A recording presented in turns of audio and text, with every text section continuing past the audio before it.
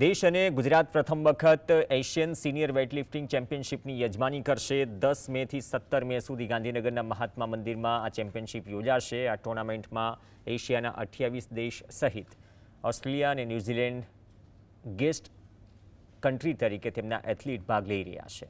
સૌથી ખાસ વાત એ છે કે આ ટુર્નામેન્ટમાં 4 ઓલિમ્પિક મેડલિસ્ટ અને 7થી વધુ એશિયન ચેમ્પિયનશિપ જીતેલા વેઇટલિફ્ટર ભાગ લેશે। ચેમ્પિયનશિપમાં અંદાજે 200 ખેલાડીઓ, 200 ટીમ ઓફિશિયલ્સ, ટેકનિકલ ઓફિશિયલ્સ અને એશિયન ઇન્ટરનેશનલ વેઇટલિફ્ટિંગ ફેડરેશનના પદાધિકારીઓ પણ હાજરી આપશે।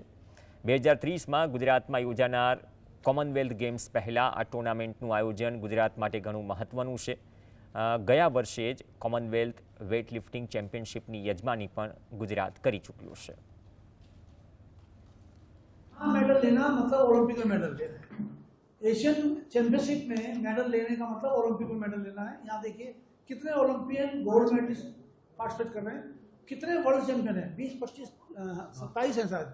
वर्ल्ड चैंपियन 28 वर्ल्ड चैंपियन यहाँ पार्टिसिपेट कर रहे हैं।